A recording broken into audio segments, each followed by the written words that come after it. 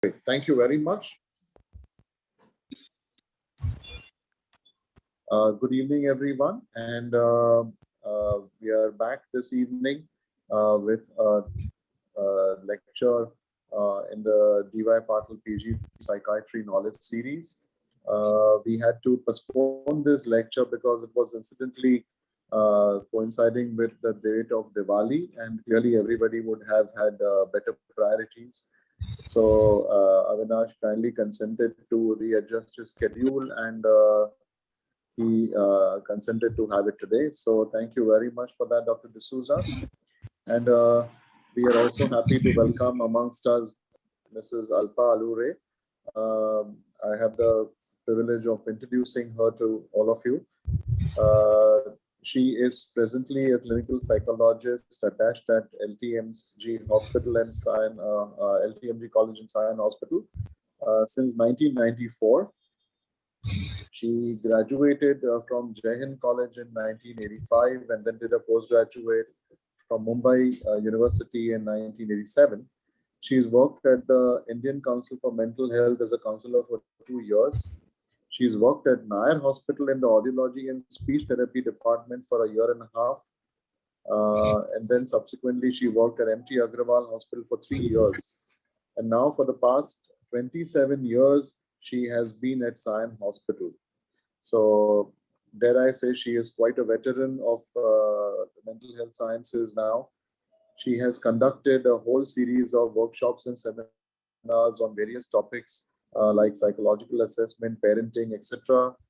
She is a teacher. She supervises interns from various universities, and she has guided students who wish to pursue their careers in psychology. We are very privileged to have amongst us Mrs. Alpa Alure, and thank you so much, ma'am, for having accepted our invite today. And with this, I would like to hand over the proceedings to you for the evening. And I would request you to start by introducing Dr. Avinash D'Souza, who's going to speak on psychological testing for psychiatrists. And you may give your opening remarks as well. Over to you, ma'am. Thank you. Yeah. At the outset, I would like to thank you, Dr. Rashmin, and for inviting me to chair this session on psychological testing for psychiatrists. Of course, our speaker today is Dr. Avinash D'Souza, who is a renowned psychiatrist. I think uh, whatever words of introduction we give for Sir are too less. He is the consultant psychiatrist of D'Souza Foundation and the Mumbai president of Bombay Psychiatric Society. Avinash sir and me have had a long relationship. His dad was our teacher, so it makes me very happy to be associated with him still because it always reminds me of Dr. Alan. He always reminds me of Dr. Alan D'Souza, who has been an excellent teacher. And the same goes for Dr. Avinash D'Souza. He has been an excellent teacher, very student friendly, very encouraging, and telling, encouraging the students to, go in for research and guiding them at all points. I also share a personal relationship with him, and he's an excellent person. And I invite him, and I'm sure we will all benefit from his lecture on psychological testing for psychiatrists. Uh, um, Psychological assessments are an important part because psychiatrists and psychologists work as a team, and very often it is difficult to come to a diagnosis in some cases that are there. And at that point in time, it's the psychological testing or assessments that would be able to aid you in the diagnosis, because sometimes there could be a confusion as to what the diagnosis is. So basically the goal of psychological testing would be able to help us understand a person's strengths and weaknesses in terms of cognition, personality, if there are any neurological functions that are being affected. And I think Dr. Avinash would give us a better insight through his lectures as to how psychological testing would be useful for psychiatrists, and how they can, they need to know when to refer the client or the patient for assessments. So, Dr. Avinash, I would like you to start with the lecture on psychological testing and for psychiatrists. Over to you, Avinash, sir. Well, good evening, everyone. Can you run my slides, please? Whoever is managing the slides. Yes.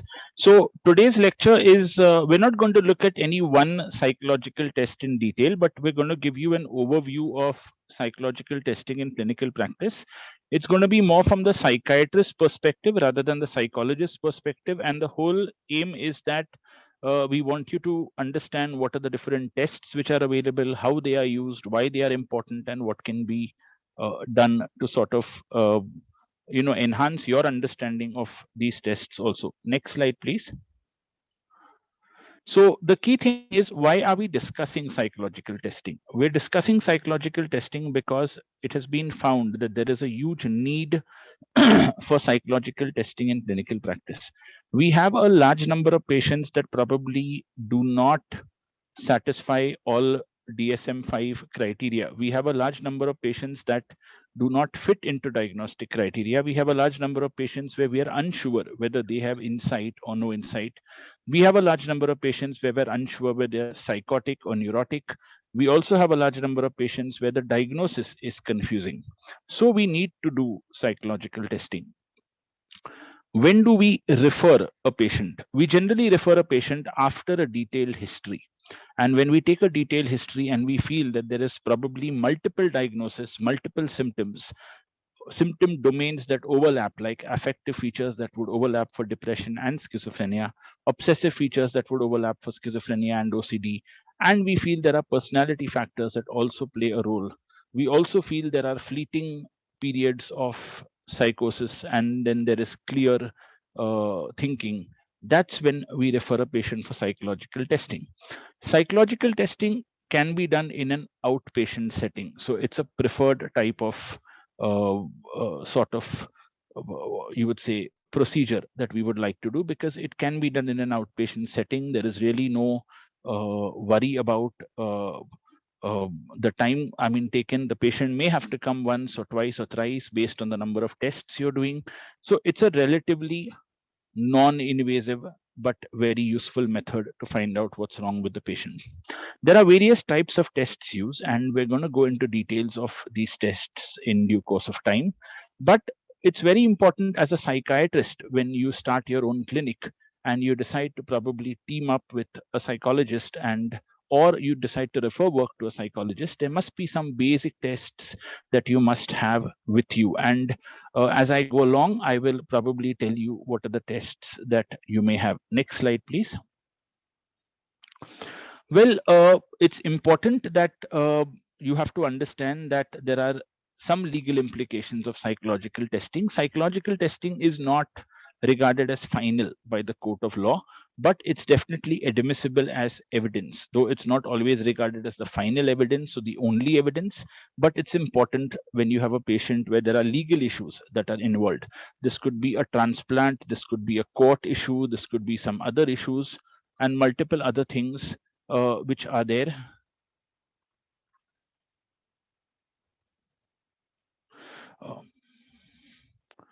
There is also, the thing is, sometimes you have the signature as to who signs these psychological tests. The psychologist, whether they have to be RCI approved, non-RCI approved, their qualifications matter also. Psychological test reports differ psychologist to psychologist, person to person, so there are differences. You have some people with large reports, you have some people with smaller reports, so that also varies.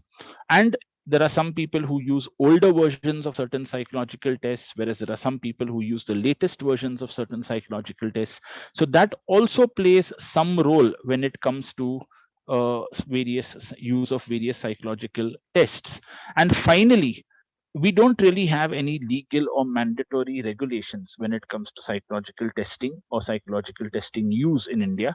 So there is no real major legal standing when it comes to this. Next slide, please. So the first group of tests, which is very important from I would say uh, psychological testing perspective, is the projective tests. Out of the projective tests, I think one of my most favorite tests and something which I always advise to any patient is the Rorschach test. The Rorschach test, we all know, we've seen it in our textbooks, you've seen ink blots being used. The Rorschach consists of a series of ink blots. You have around 10 ink blots and they're administered to the patient.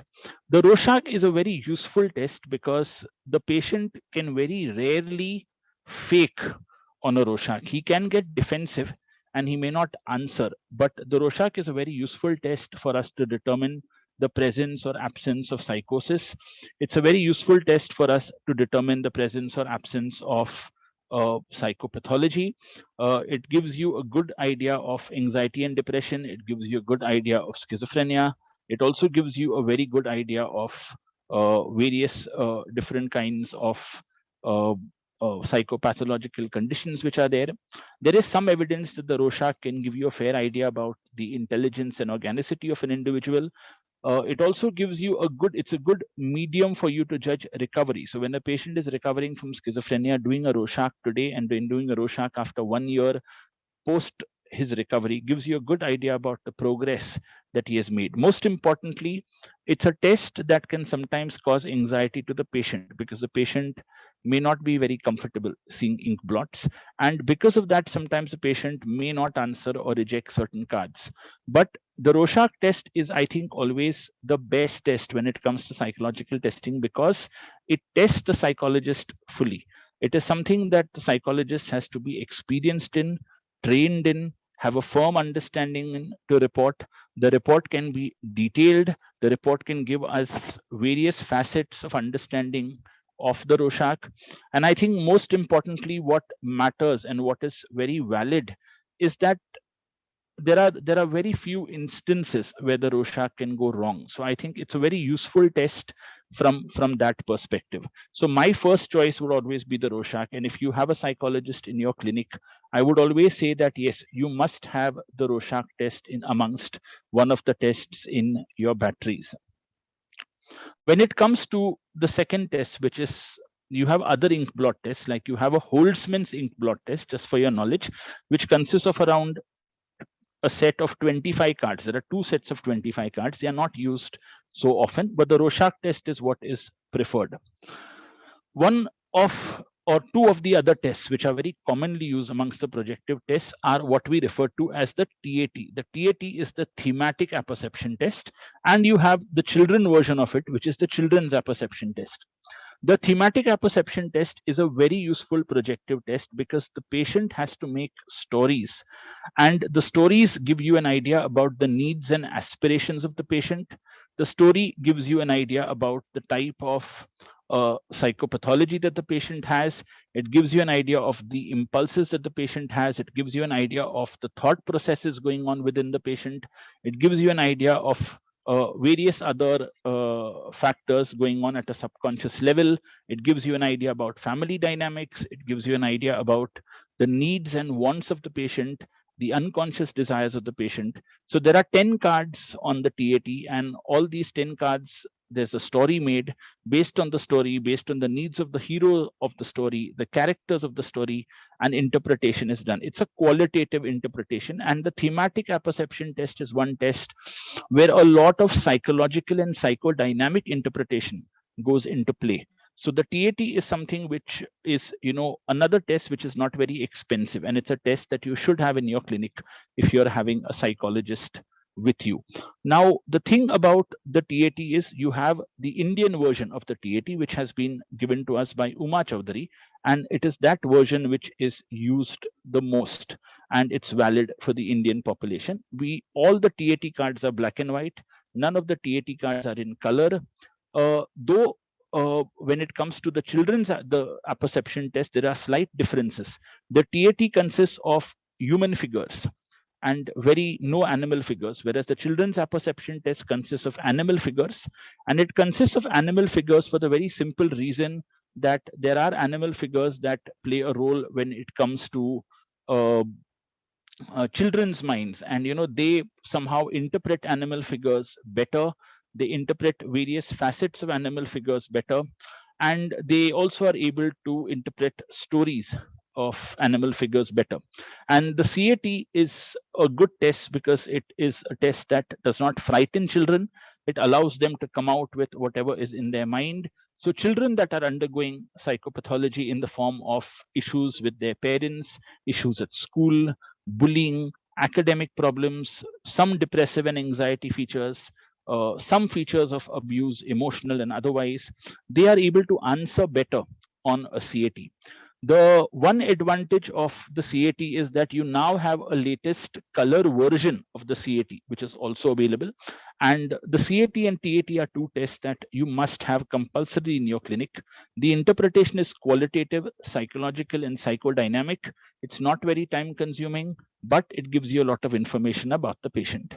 There is an elderly version of the TAT and the CAT, which is referred to as the senile apperception test, which is used primarily for elderly populations, but it's not so popular and not so commonly used in India. The CAT and TAT, both, we have the Indian versions, which are by Uma Chaudhary. Apperception primarily means that you perceive something, you're able to connect the two, and you come out with a story. That's why the term apperception is used. So that's what apperception means. So the Rorschach test and the TAT and the CAT are tests which are very useful and vital when it comes to projective tests. Next slide, please. There are some other projective tests which are very simple tests, but they also give us a lot of information about various things that the patient may be undergoing. One is referred to as the Sachs sentence completion test. This consists of around 30-40 different incomplete sentence stems. So the first half of the sentence is there, like I like dash, my father dash, my mother dash, and the patient is supposed to complete this sentences. And based on the answers that the patient gives, you can develop a theme based or a psychological and a partly psychodynamic interpretation of what the patient has given. The Sachs sentence completion test has an adult version and it also has an adolescent version. Both these versions are available, and these versions are both used with the adolescent group as well as the adult group. It's a small test and can easily be used in any clinic setting or any OPD setting. We have another test known as the word association test. The word association test consists of a series of words, and you have to a list of words and you have to write the first word that comes to your mind. By looking at the associations which are formed between these words, you again get some psychodynamic and psychological interpretations from the patient. The sentence completion and word association tests are not very popular tests, but nevertheless, there are simple tests that can be used, particularly if the patient is not cooperating on a TAT or a Rorschach. We also have something which we refer to as the house tree person test. The house tree person test is a drawing projective test where the patient is asked on either a single sheet of paper or separate sheets of paper to draw a house, a tree, and a person. The house gives you an idea about the unconscious desires of the patient. The tree gives you an idea about the dependency needs and family dynamics of the patient, and the person is about the unconscious of the person. So the house tree person test is a very, very useful projective test because the patient draws straight from the heart and your interpretation of his drawings gives you a fair idea of what he's drawing. It is the least time consuming. It's the least, I would say, expensive. All you need is a pencil and a piece of paper. And based on what the person draws, there's a whole lot of interpretation that you can form. And the house tree person test has been there for years. It is time tested and it's a very useful projective test. We also have another projective test referred to as the draw a person test, which is the person version of the HTP. So it is, if you don't want to waste your time probably interpreting things like the house tree or the person, you may use a draw a person test. All of you have heard of a test known as the Bender-Gestalt test, which is basically a test that is used to interpret organicity. But the Bender-Gestalt test drawings also gives you some interpretation of psychopathology. There are 26 factors which are used to assess psychopathology, though the Bender-Gestalt test is not routinely used in the assessment of psychopathology, but it's a useful test when all your other tests do not work so well. It's important for you all to know that the Bender-Gestalt test is an old test which was given by Loretta Bender in the 50s and 60s. We now use the Bender-Gestalt 2. That is the latest version of the test, which has additional components and additional figures, which are also useful. Next slide, please. We have certain tests which we use for personality. And amongst them, the two most popular are the MCMI and the Minnesota Multiphasic Personality Inventory tests. These are long tests. The Minnesota MMPI 2, the Minnesota Multiphasic Personality Inventory 2, has around 560 odd items. You can use only 380 to 400 items if you want, but it's better that you use all. There are 10 basic scales on the MMPI, which are there, starting with the scale which looks at, you have the hysteria scale, the depression scale, the hypochondriasis scale, you have the paranoia scale, the masculine femininity scale. There are around 10 subscales on the MMPI, which gives you an idea about various facets of psychopathology. In addition to this, there are over 300 to 400 additional scales on the MMPI, which you can do when you use a computerized interpretation of it, and you get a fair deal of idea of psychopathology of the patient. Patients do not like to do the MMPI because it is long.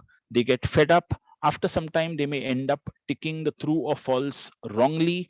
This can result in the test being interpreted wrongly, and it could also lead to a fake bad profile, which is a wrong profile on the MMPI. But the MMPI is one of the time-tested tests again for psychopathology, though it's time-consuming and the interpretation is also time-consuming, but it is also one of my favorite tests when it comes to assessing psychopathology. When you're looking at personality components, the 16 PF, that is the 16 personality factor test, which is based on Alport's trait theory, is something which is being used to look at personality factors. You have positive factors, negative factors, certain other factors that you assess on the 16 PF. You also have an MCMI test, which is Millen's Clinical Multi-Axial Inventory. The third version is now being used, the MCMI 3. And that gives you, again, various subscales of psychopathology, like depression, schizoid, obsessive, schizotypal, various facets of personality that gives you an idea about various personality tests. There is also an ASINCS personality inventory that looks at the big 5 factors. The big 5 includes neuroticism, extraversion, you have introversion, you have multiple 5 big factors on the personality inventory that you find. But amongst this, the MCMI and the MMPI2 are the most frequently used, the most commonly used. They are also the most time consuming. They also give you the most detailed interpretation, and they work very well when it comes to the management of personality. Next slide. Intelligence testing is also a very important facet of psychological testing, and IQ is something which you'll be very often called upon to assess when it comes to a child with academic problems, when you have to refer a child for LD testing, when you have to refer a child for an autism assessment, you may want to do an IQ. The most routinely used tests for IQ include the Wechsler tests for intelligence. And these Wechsler tests include the Wechsler 3R, they include the Wechsler 4, which is used, and they are primarily used for intelligence assessments in children, though we also have an adult version. We also have a pre-primary version that may be used for smaller children, but I think the children and the adult versions are the ones which I use the most. The WISC-3R has been there for some time. It's an older test. The WISC-4 is the latest, which is used. WISC stands for Wechsler Intelligence Scale for Children. And now we also have the WISC-5, which has come. We have an Indian test, which is an adaptation of the Stanford Binet test, which is referred to as the Kamath Binet test.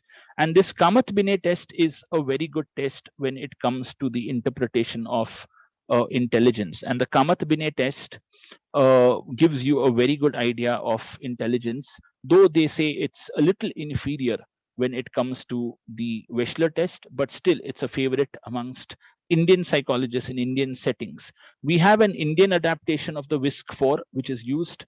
We have an Indian adaptation of the WISC-3, which is the Mullins test for intelligence, which is used.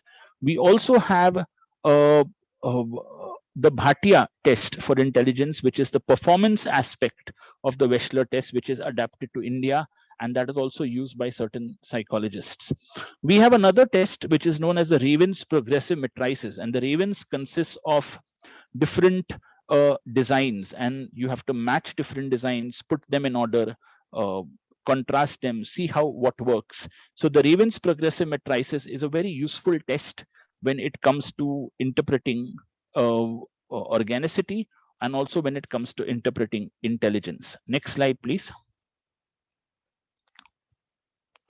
So when you look at the WISC-4, what's very important is that apart from an IQ, the WISC-4 is a very important test because it gives you 4 different facets. It gives you perceptual reasoning, it gives you processing speed, that is PSI, perceptual reasoning index, the verbal comprehension index, and the working memory index. Now, this is a very useful neuropsychological battery for you to understand what is happening at a neuropsychological level in patients with psychiatric disorders, whether there's a deficit at processing, whether there's a deficit at reasoning, whether there's a deficit at comprehension, and whether there's a deficit at working memory. And this together gives you the full scale IQ also of this whole process.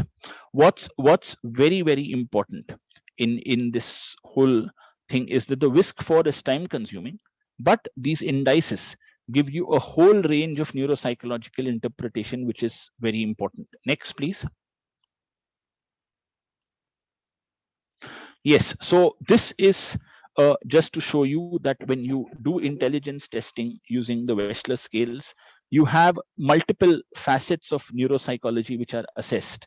You assess verbal comprehension, you assess visuospatial skills, you assess fluid reasoning, you assess working memory, you assess processing speed, you also assess non-verbal skills, general ability, cognitive proficiencies, and quality. This is just to give you an idea that apart from assessing intelligence, these scales also assess a whole lot of neuropsychological processes in the brain, which give you a very good idea about how our psychiatric patients may process neuropsychological information and how our children may process neuropsychological information.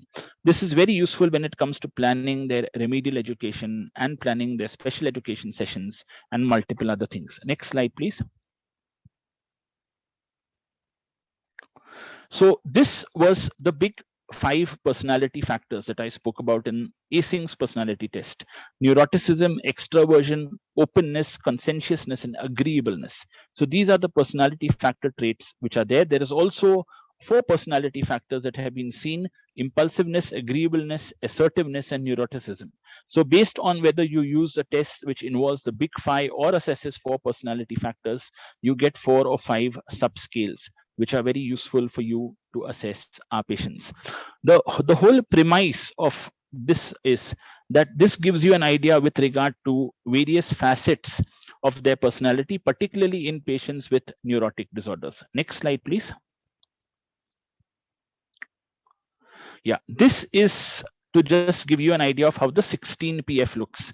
The 16PF looks at 16 personality factors, and you could move on either side of the spectrum, that is on the left side or the right side, based on your scores. So this is just to show you that when creative artists, writers, and pilots were assessed, you can see how their personality profiles varied and moved across the spectrum. Next slide. This is the Bender-Gestalt 2 version, just to give you an idea that this is how the Bender-Gestalt 2 looks. There are multiple figures and 16 figures which have to be drawn. There's a copying phase and there's a phase which it has to be drawn from memory also. Next. Well, this is the Holzmann's ink blot test, not the Rorschach test, but this is just to give you an idea that apart from the Rorschach, we also have other ink blot tests which are used and are available. Next. This is again another version of an ink blot test. Next. Yeah, you have certain other tests which are also used, like you have a picture arrangement test. So the whole thing is that the picture arrangement test is where you arrange a series of pictures in order, and this gives you an idea with regard to responses which are reasonable. You come to know about the norms of the patient, the respondents' attitudes, multiple things, and this is referred to as the Tompkins-Horn picture arrangement test. So this is a rare test, it's not used, but it's a good test for you to judge sequencing and ability of the person to look at things in perspective. Next slide. Yes, now before we take up certain questions, what's very important is that you need to speak to your psychologist when you're sending the patient for testing. You need to tell the psychologist why you're referring the patient for testing. What do you want to know? You're not concerned with the detailed report. You're mainly concerned with the diagnosis and the interpretation that matters to you clinically. So be specific in asking your psychologist what exactly is it that you want. And based on what you want, there will be the psychologist may choose specific tests and also help you to get the interpretations that you want. So it's very important that you keep speaking to your psychologist. You'll both learn from each other, and that would help your referrals for psychological testing to become better. It will also help you to have a much better understanding of why you're referring, and also to have a much better understanding of interpretation. Thank you. Yeah. Over to Alpa ma'am, and then we can take up questions. Yeah. Thank you so much, sir. It was really, really informative. I'm sure now the psychiatrists have a much better idea of, what psychological testing is all about, and when and how to refer cases to the psychologist. So if there are any questions,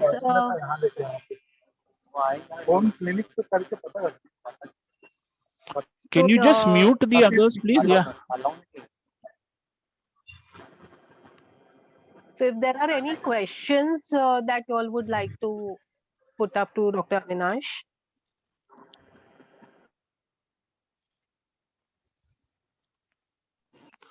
Well, someone has asked me, can I explain how to do TAT? Well, TAT is a test where there are a series of cards, I think, which are presented to the patient one by one. He's asked to write a brief story on each card. He has to have characters to the story. There has to be a hero. There has to be other characters. He has to weave a story. It has to be at least a paragraph which describes certain facets of what he sees on the card. And the bigger the stories, the more information we get. And based on that, we interpret on a psychodynamic perspective. There is no time-bound usage of cards over here.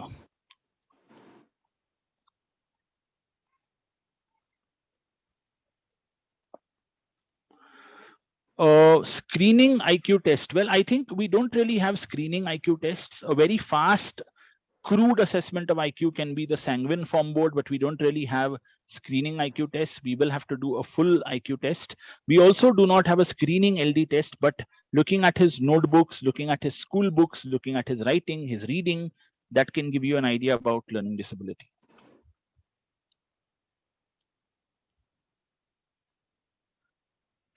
Is there any recommended projection test that we can use in a blind patient?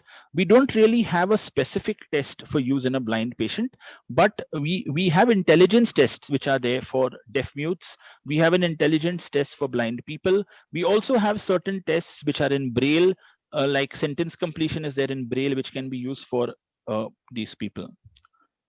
There is another question. 1 minute. I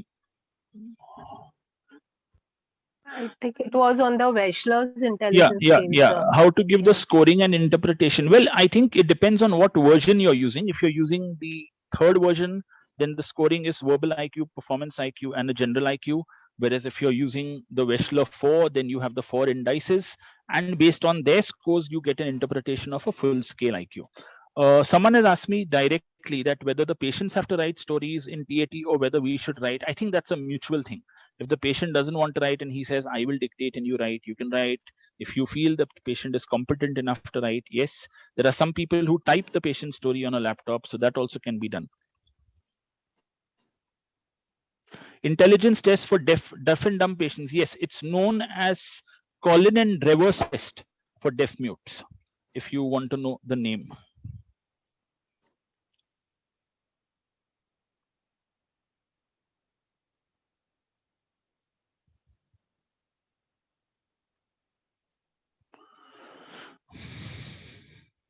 Any scale for higher mental function in the illiterate population? Well, I think there are some intelligence tests which primarily use pictures and puzzles and other things, and they do not look at academic knowledge. So there are Indian versions of these tests which are available. You can use the performance version of even the Bhatia scale to find out in illiterate patients. So that's also there. So you need not always have question answers.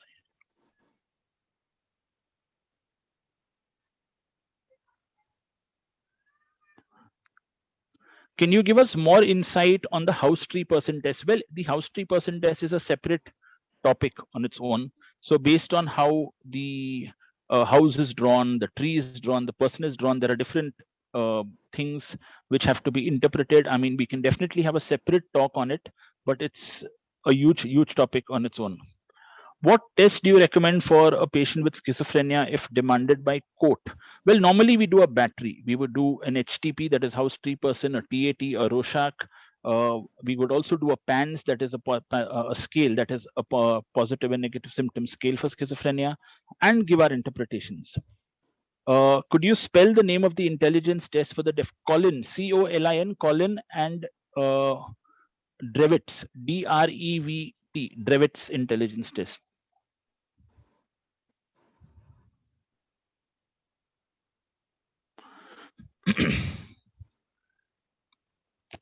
If patients would be uncooperative for projection tests for the first time, make him draw a house tree person. That would ease him. You know, don't directly do a projection test, make him do a house tree person. Gussel's drawing test, is it accurately useful for an intelligence test? I have no idea about Gussel's drawing test, so I really can't answer that.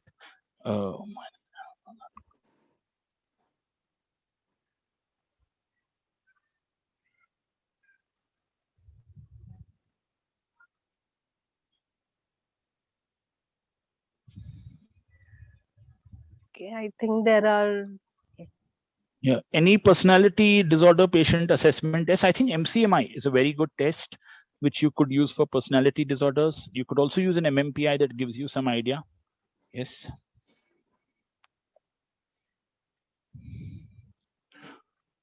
If you want to use a rating scale, you can also use the SKID interview for DSM-5 for personality disorders.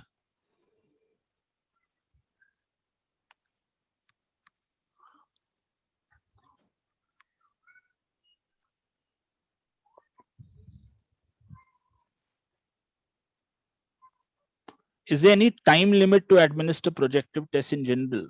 Well, the Rorschach is of course timed based on your response, but there's no particular time limit as such.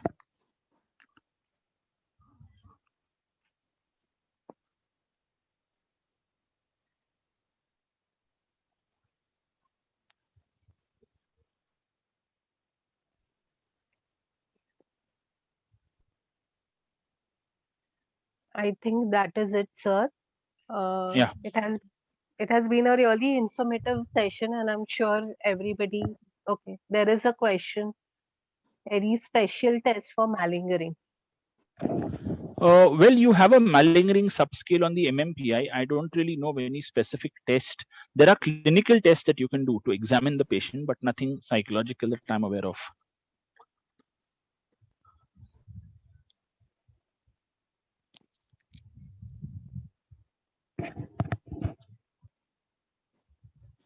Yeah, I think there are no more questions, sir. So I think we shall end this really informative session on psychological testing for psychiatrists. I'm sure everybody has a much better understanding and insight of what the various psychological tests are, and how and when one needs to refer a patient to the psychologist, and how important it is for uh, both of the psychiatrist and the psychologist to share details about the client and the patient so that it leads to better treatment. So thank you very much, sir, once again. And I would like to end this session. Thank you very much, Dr. Alpa. As the chairperson, you have the prerogative of having your own comments at the end of this talk. If you would like to share any inputs, any information, or any directions for us, you are the subject expert. Yeah, thank you so much, sir. Yeah, basically, it is, there is always a thing that, whether one should refer a patient to a psychologist or no. And very often, the patient would require both pharmacotherapy and psychotherapy for better progress. So I would also like to tell the psychiatrists and the students here today that it's absolutely imperative that there be good communication between the psychiatrist and the psychologist. And if they feel that if the client is undergoing therapy, it is important that we report the progress. And if the client requires, or there is some change in behavior, or if there is some kind of change in the client's patterns, it's important to communicate this to the psychiatrist, so that the psychiatrist can um, change the medications, or like change the treatment plans accordingly. So it is important that we work as a team and communicate whatever, like, right, Avinash sir rightly said that it's important that we communicate a lot to between us. There has to be clear communication between the psychologist and the psychiatrist about the patients that we are dealing with together. So I hope this lecture today on psychological assessments gives you all a fair idea of what is the role of a psychologist, and there would be more references to the psychologist, so that it aids. It's just an aid. We are not making the final diagnosis. It's the psychiatrists who do the final diagnosis, but we are only aiding in the diagnosis if there is confusion. So yes, this is all that I would like to say. Thank you. Thank you very much for your kind words and your inputs, Dr. Alpa. And it's been quite a refreshing talk, primarily because while we are so enamored by the biology of psychiatry of late, and we are all busy with neurotransmitters and circuits and nodes and nuclei, but this is a facet of psychiatry which we as the senior psychiatrists have seen abundantly during our postgraduate training years. And of late, there has been a trend towards being able to rely on these kind of testing methodologies lesser and lesser. But I think for a young psychiatrist, it's a valuable take home, because this is a very useful tool. It has certain advantages of to the subconscious of the patient and be able to pick out the nuances in their personality and their psychopathology, which very often may either be difficult for us to pick up clinically, or we may just be too overwhelmed with the caseload. So we may be unable to give adequate amount of time and attention to these nuances. So I think it's a very, very complementary kind of process, and we need to be able to understand it adequately enough for us to be able to take advantage of it adequately enough. So it's been quite a refreshing talk, and it's quite informative from the young postgraduate psychiatrist point of view. And I'm very grateful to Mrs. Alpa Allure and, of course, my dear friend, Dr. Avinash D'Souza, for having taken the time today to educate us and to enlighten us about this very, very important facet of psychiatry and of psychiatric postgraduate training as well, because this is one aspect which probably cannot be emphasized adequately enough. And I think these kind of reiterations and revisits to this topic would probably help establish the significance of it, and we learn to use it more and more abundantly and optimally. So thank you once again to Dr. Avinash and Dr. Alpa. And of course, a big thank you to all our audience who have consistently stood by us every single month and made this program the success that we believe it is. And of course, we have to thank Sun Pharma for their unflinching support. And they have been the silent partners working in the background to take care of all the logistics and make this program happen. So thank you all once again for a delightful evening, and I wish you a good evening ahead of you. Thank you.